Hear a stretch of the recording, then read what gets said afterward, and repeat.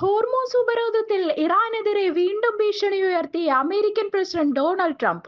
48 മണിക്കൂറിനുള്ളിൽ ഹോർമോസ് കടലിടുക്ക് തുറന്നു നൽകിയില്ലെങ്കിൽ ഇറാന്റെ ഊർജ്ജ നിലയങ്ങളെ തകർക്കുമെന്ന് ട്രംപ് മുന്നറിയിപ്പ് നൽകി.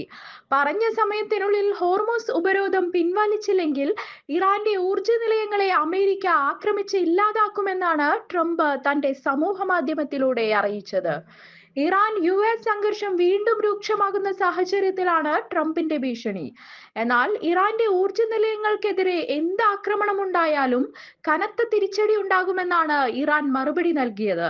ട്രംപിന്റെ ഭീഷണിക്ക് പിന്നാലെയാണ് ഇറാന്റെ പ്രതികരണം. ഇറാന്റെ സൈനിക കമാൻഡ് ഖദം അൽ അൻബിയാണ് അമേരിക്കയ്ക്ക് മറുപടി നൽകിയത്. ഇറാന്റെ അടിസ്ഥാന സൗകര്യങ്ങൾക്കെതിരെ ആക്രമണമുണ്ടായാൽ അമേരിക്കയുടെ എല്ലാ ഊർജ്ജ വിവര സാങ്കേതിക വിദ്യ ശുദ്ധീകരണശാലകൾ എന്നിവ കേന്ദ്രീകരിച്ച് തിരിച്ചടിക്കുമെന്നാണ് ഇറാനിയൻ കമാൻഡ് വ്യക്തമാക്കിയത്. അതേസമയം സൗദി അറേബ്യയിലെ ഇറാനിയൻ എംബസിയിലെ സുരക്ഷാ ഉദ്യോഗസ്ഥനോടും മറ്റു 2 ഇറാനിയൻ പ്രതിനിധികളോടും രാജ്യം വിടണമെന്ന് സൗദി അറേബ്യയുടെ വിദേശകാര്യ മന്ത്രാലയം ആവശ്യപ്പെട്ടു. ഇറാനിൽ നടക്കുന്ന സംഘർഷം ഇരു രാജ്യങ്ങളുടെയും ഉഭയകക്ഷി ബന്ധങ്ങളെ ബാധിക്കുമെന്ന് വിദേശകാര്യ മന്ത്രാലയം നേരത്തെ വ്യക്തമാക്കിയിരുന്നു. ഇതിന് പിന്നാലെയാണ് സൗദി പ്രതിരോധ മന്ത്രാലയത്തിന്റെ പുതിയ നടപടി.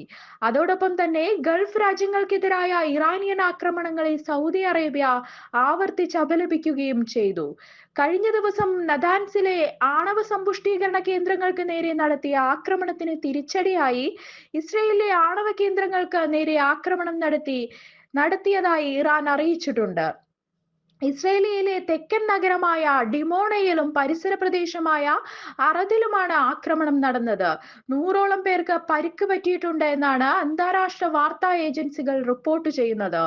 ആക്രമണത്തിൽ ആണവീകരണം സംഭവിച്ചിട്ടില്ലെന്ന് അന്താരാഷ്ട്ര ആണവോർജ്ജ ഏജൻസികൾ അറിയിച്ചു.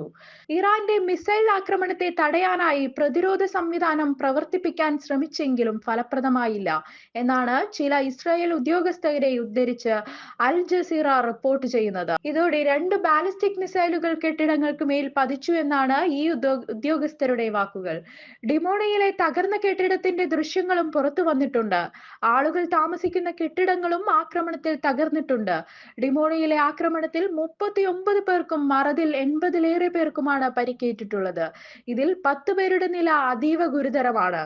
10 വയസ്സുള്ള കുട്ടിയും ഇക്കൂട്ടത്തിലുണ്ട്.